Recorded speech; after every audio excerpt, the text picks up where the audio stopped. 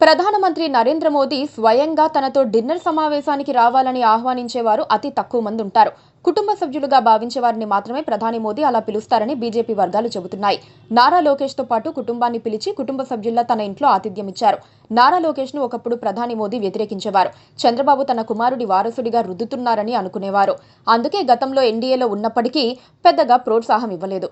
చంద్రబాబు 2018లో ఎన్డీఏలో నుంచి బయటకొచ్చిన తర్వాత లోకేష్ ను టార్గెట్ చేసుకుని విమర్శలు చేశారు. ఎన్నికల ప్రచార సభల్లో చంద్రబాబు తన కుమారుడి వికాసం కోసం పనిచేస్తున్నారని విమర్శలు గుప్పించారు. ఇప్పుడు రివర్స్ లో ఆ వారసుడిని మోదీ అభినందిస్తున్నారు, ప్రోత్సహిస్తున్నారు. లోకేష్ చాలా అవమానాలు పడ్డారు. అధికారంలోకి వచ్చాక ఎవ్వరూ ఊహించనంత పరిణతి చూపుతున్నారు. ఇదంతా గమనిస్తోన్న మోదీ దృష్టి తెలుగుదేశం పార్టీ భవిష్యత్తు నాయకుడైన లోకేష్ మీద పడిందని అనుకోవచ్చు. అమరావతి సభలో ఎన్నిసార్లు పిలిచినా నా దగ్గరకు రావా అంటూ ఒక వాత్సల్యాన్ని చూపించారు. దాన్ని వినమ్రంగా స్వీకరించిన లోకేష్ భార్య బ్రాహ్మణి, కొడుకు దేవాంశ్ తో ఢిల్లీ వెళ్లి మోదీ నివాసమంతా తిరిగి చూసి భోజనం చేసొచ్చారు. దేవాంశ్ ను మోదీ ఒళ్ళో కూర్చోబెట్టుకున్న సన్నివేశం 10 ఏళ్ల క్రితం అమరావతిలో దేవాంశ్ ను ఎత్తుకుని ముద్దాడిన దృశ్యాన్ని గుర్తు చేస్తుంది. ఇది అగ్రశ్రేణి నాయకుల వ్యక్తిగత సంబంధానికి, మానవీయ అనుబంధానికి ఒక గాఢమైన జ్ఞాపకంగా నిలుస్తుందన్న అభిప్రాయం వినిపిస్తోంది. అదే సమయంలో భారతదేశ యువ నాయకత్వంలో నారా లోకేష్ అత్యంత కీలకమైన వ్యక్తిగా ఉంటారని మోదీ అంచనాగా భావిస్తున్నారు. ఏ రంగంలో అయినా కొత్త తరం రావాల్సిందే. ఇప్పుడే 40లోకి వచ్చిన నారా లోకేష్ దేశ రాజకీయాల్లో కీలకమైన నేతగా ఉండే అవకాశం ఉంది.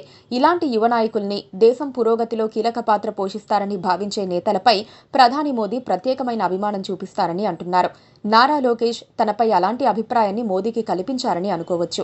ఇందులో ఇంకా లోతైన విషయం ఏంటంటే ఇది లోకేష్ వ్యక్తిగత ఘనత కాదు, ఆంధ్రప్రదేశ్ ప్రజల చైతన్యాన్ని, రాజకీయ పరిణతిని మోదీ అర్థం చేసుకోవడమే. 2024 ఎన్నికల ఫలితాల అనుభవం మోదీ ఆలోచనల్లో మార్పు తెచ్చింది. లోకేష్ ను మోదీ సకుటుంబంగా పిలిచి విందివ్వడం అంటే ఈ రాష్ట్ర ప్రజల మనోభావాలకు అద్దం పట్టిన కూటమిలో సంకీర్ణతను, అందుకు సారథ్యం వహించిన ప్రతీకకు, ఆ వారసత్వపు అవసరానికి, ఆ శక్తి సామర్థ్యాలకు మోదీ షేక్ హ్యాండ్ ఇవ్వడమే అని అర్థం చేసుకోవాలి. ప్రజాబలం వల్లనే ఇది సాధ్యమైందని లోకేష్ తో పాటు తెలుగుదేశం కూడా గుర్తుంచుకోవాల్సి ఉంటుంది. జగన్ అంటే మోదీకి చాలా అభిమానం ఉందని ప్రచారం ఉంది. కానీ ఇప్పుడు ఆ అభిమానం లోకేష్ వైపు మారిందని తాజా పరిణామాలతో అనుకోవచ్చు. Please subscribe to KTV Telugu. KTV Telugu. KTV Telugu. KTV Telugu. channel.